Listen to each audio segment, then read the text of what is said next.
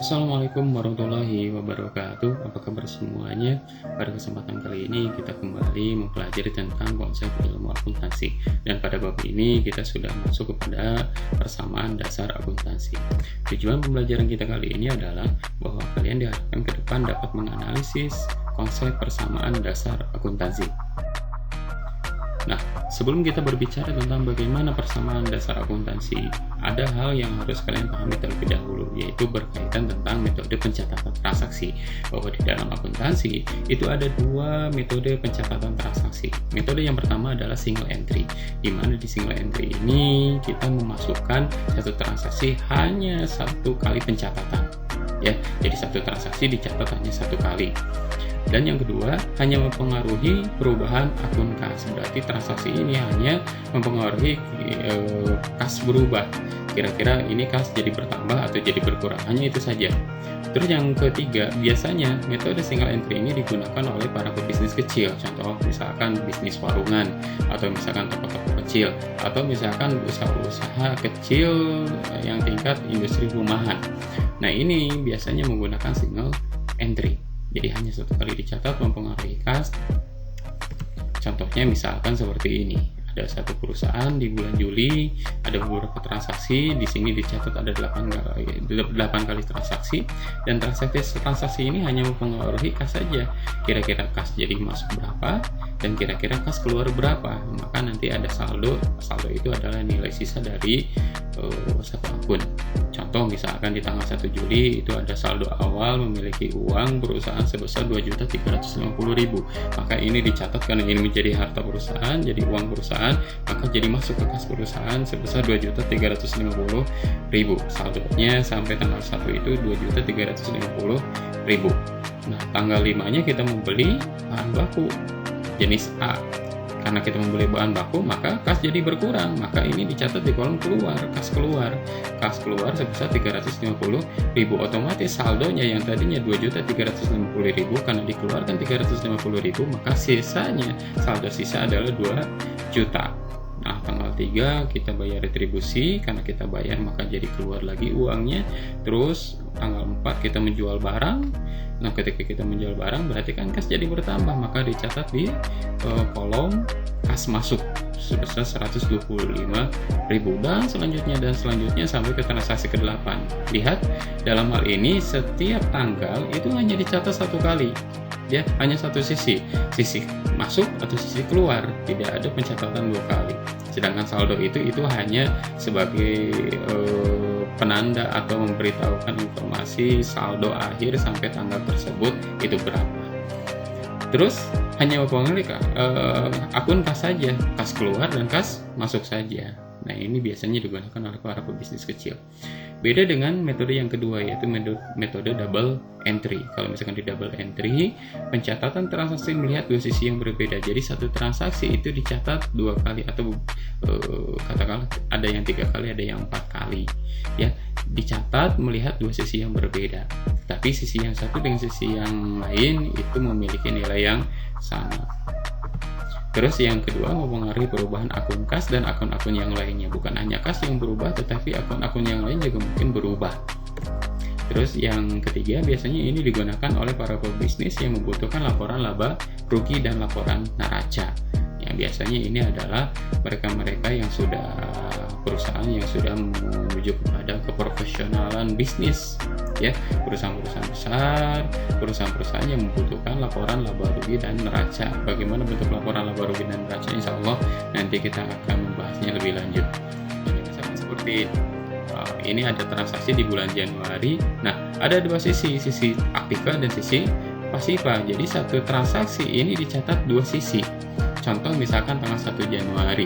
Tanggal 1 Januari perusahaan itu menerima uang tunai dan menerima peralatan sebesar kasnya itu 100.000, uang tunainya 100.000 dan peralatan adalah 150.000. Maka transaksi tersebut itu akan mempengaruhi saldo kas dan akan mempengaruhi saldo peralatan, dan di sisi yang lain juga mempengaruhi modal. Jadi uang tunai yang tadi kita setor dan peralatan yang tadi kita setor ke perusahaan itu otomatis akan dijadikan modal untuk perusahaan dalam berbisnis atau dalam membangun usahanya. Berarti transaksi menyetor uang tunai dan peralatan ke perusahaan di satu sisi menambah kas, di sisi yang lain menambah peralatan, dan di sisi yang lain juga menambah permodalan usaha. Nah, ini yang kita sebut sebagai double entry dan lain sebagainya. Insya Allah nanti kita akan perdalam di pembahasan studi kasus persamaan akuntansi. Nah, bagaimana persamaan akuntansi ini? Kalau misalkan persamaan kan berarti sisi satu sama dengan sisi yang lain, sisi kiri sama dengan sisi kanan. Itu kalau kita berbicara tentang persamaan.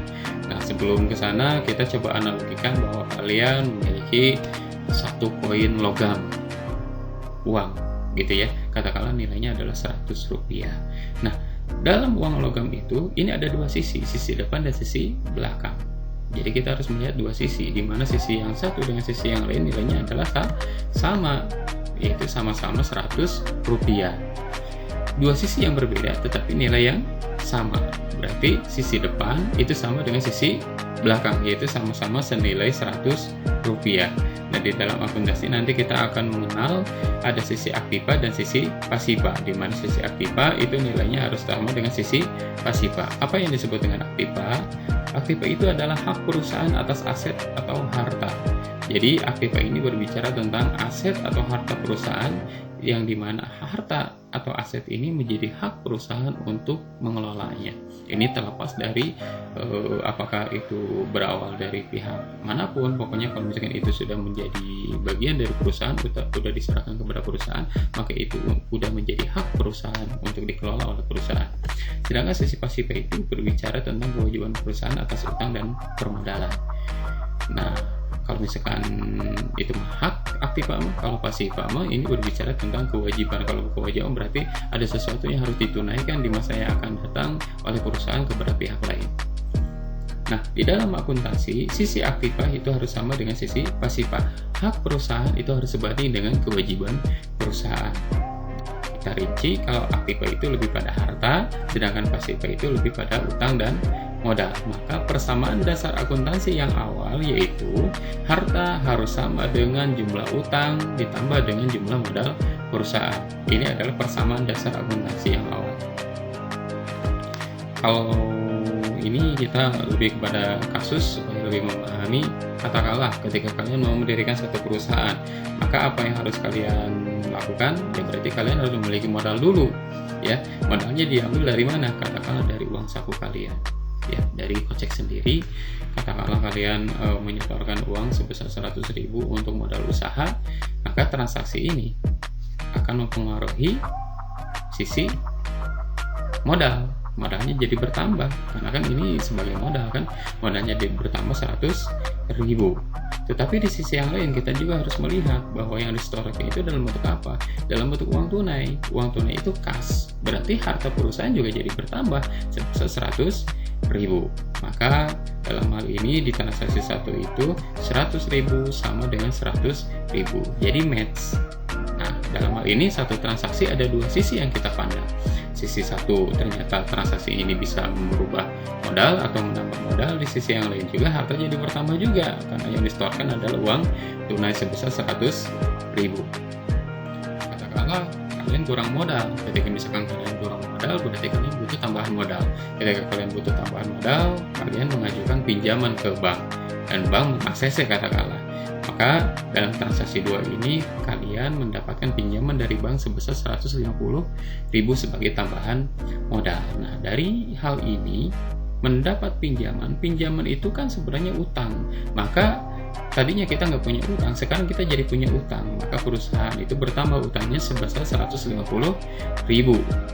karena dapat uang dari bank. Maka utang jadi bertambah 150.000 karena transaksi 2 ini. Di sisi yang lain, coba kalian lihat, uang ini digunakan untuk apa? Uang dari bank ini digunakan untuk apa? Untuk menambah modal. Berarti modal kan jadi bertambah 150.000. Tetapi dalam hal ini kalian harus jeli. Jangan menuliskan modal jadi bertambah 150.000, karena nanti persamaannya akan tidak nyambung. Masa harta di sebelah kiri 100.000, utang sebelah kanan 150.000. Modal katakanlah kalau misalkan ditambah dengan 150.000 maka nilainya jadi 250.000. Masa 100.000 sama dengan 150.000 ditambah 250.000? Nah, kalian harus jeli sisi mana yang harus kalian pandang dalam transaksi ini. Uang yang kita dapat dari bank itu dalam bentuk uang tunai atau dalam bentuk rekening koran katakanlah, berarti itu akan merubah harta, itu akan merubah nilai kas perusahaan. Berarti kas perusahaan jadi bertambah juga sebesar 150.000. Berarti jangan sampai kita membacanya bahwa ini mempengaruhi kolom modal juga, tetapi kita harus melihat dari sisi aspek yang lain supaya nanti persamaannya jadi sebanding antara kiri dan kanannya. Maka dalam hal ini yang lebih logis adalah ini akan merubah kondisi harta perusahaan. Kas perusahaan jadi bertambah 150.000, maka nanti harta bertambah jadi 150, maka total harta menjadi 250.000, utang jadi bertambah 150.000 dan modal tetap 100.000. Maka jadi pas 250.000 itu sama dengan 150.000 ditambah 100.000. Nah, dalam hal ini dapat disimpulkan bahwa sampai transaksi kedua, harta perusahaan, di dalam harta perusahaan itu sudah ada utang, bukan hanya modal yang kita store tadi, tetapi sekarang sudah bertambah utang. Berarti di dalam harta perusahaan ada utang, ada modal. 250.000 itu terdiri dari utang sebesar 150.000 dan modal sebesar 100.000. Katakanlah kita sudah buka untuk usaha, modal usaha 250.000. Nah, katakanlah ketika kita usaha, otomatis kita akan memiliki pendapatan dari pelanggan.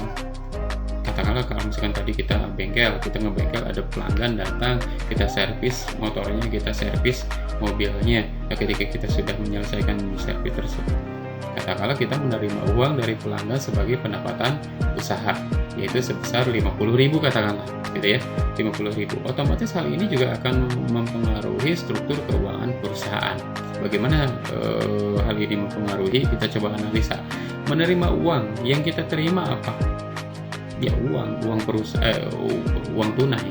Maka hal ini akan menyebabkan harta perusahaan bertambah, kas bertambah lagi sebesar 50.000, maka harta bertambah 50.000. Di sisi yang lain, ini sebagai apa? Yaitu sebagai pendapatan usaha. Nah, ketika misalkan seperti ini, berarti ini harus mempengaruhi kolom sebelah kanan, gitu ya. Nah, ini pendapatan usaha, ini memiliki kolom yang berbeda, memiliki pos yang berbeda, maka ini harus kita bedakan. Dia akan berada pada pos pendapatan. Maka dalam transaksi ketiga ini, pendapatan perusahaan jadi bertambah 50.000. Sebenarnya ini bisa masuk di permodalan, tetapi karena ini harus ada pos khusus, maka ini dibedakan. Ya, dibedakan, ada pos pendapatan bertambah 50.000. Maka sampai transaksi tanggal 3 kita memiliki struktur persamaannya jadi seperti ini. Harta berubah menjadi 300.000, utang tetap 150.000, modal tetap 100.000, dan sekarang sudah mulai ada pos baru, yaitu pos pendapatan sebesar 50.000. Maka jadi semuanya pas 300.000. Nah, di transaksi yang keempat, ternyata di akhir bulan kita harus membayar kalau dalam hal ini gaji karyawan kita memiliki karyawan harus digaji katakanlah sebesar 30.000, maka hal ini juga akan merubah struktur keuangan perusahaan. Nah, kita coba analisa membayar gaji karyawan. Ketika kita membayar, otomatis apa? Ya, kita bayar dengan uang tunai, gitu kan? Maka hal ini juga akan merubah kondisi harta perusahaan. Harta perusahaan jadi berkurang sebesar 30.000, maka nanti hartanya berkurang 30.000. Tetapi di sisi yang lain, transaksi ini juga akan memunculkan pos baru, yaitu pos beban atau biaya. Dalam artian beban perusahaan atau biaya perusahaan itu jadi bertambah sebesar 30.000.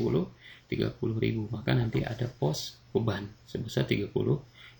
Tetapi dalam hal ini, kalau misalkan tadi utang menambah harta, modal menambah harta, pendapatan menambah harta, beban ini justru mengurangi harta. Ini bedanya ya, untuk beban ini mengurangi harta, berarti persamaannya itu sekarang berubah, gitu kan ya.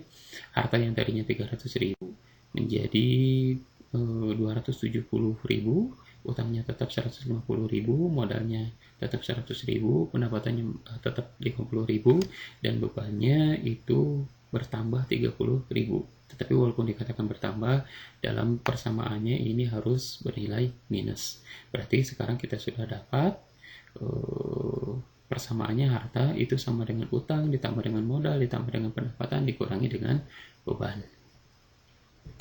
Maka dalam hal ini kita bisa rumuskan bahwa rumus persamaan akuntansi itu adalah aktiva harus sama dengan pasiva, atau kalau misalkan dirinci, harta perusahaan itu harus sama dengan utang ditambah modal ditambah dengan pendapatan dikurangi dengan beban.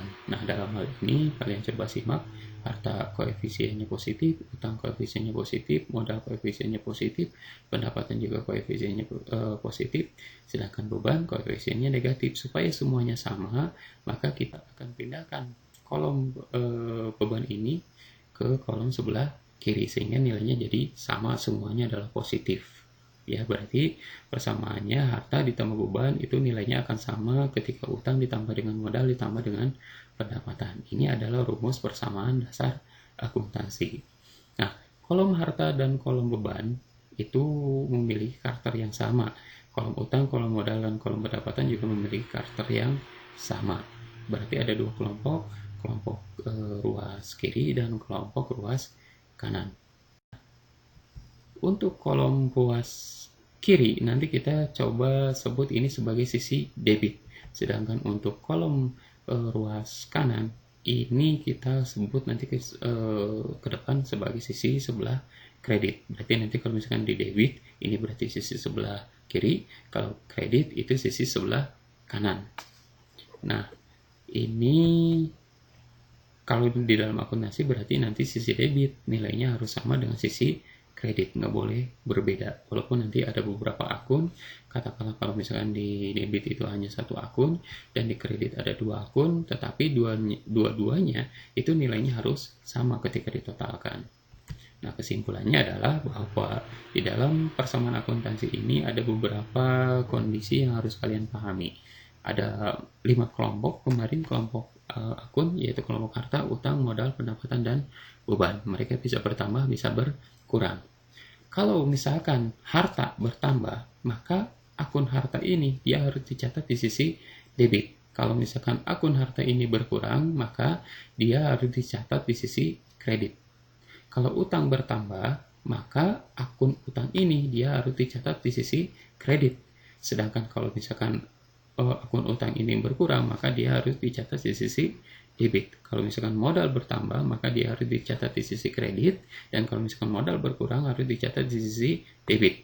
Kalau misalkan pendapatan bertambah, maka dia harus dicatat di sisi kredit. Kalau misalkan pendapatan berkurang, maka dia harus dicatat di sisi debit. Kalau misalkan beban bertambah, maka dia harus dicatat di sisi debit. Dan kalau misalkan beban berkurang, maka dia harus dicatat di sisi kredit. Inilah hal-hal prinsip yang harus kalian pahami terlebih dahulu yang berkaitan tentang persamaan dasar akuntansi. Demikian, semoga apa yang dijelaskan dapat dipahami dengan baik. Terima kasih atas perhatian kalian semua dan mohon maaf atas segala kekurangan. Kita selesaikan dulu sampai sini. Assalamualaikum warahmatullahi wabarakatuh.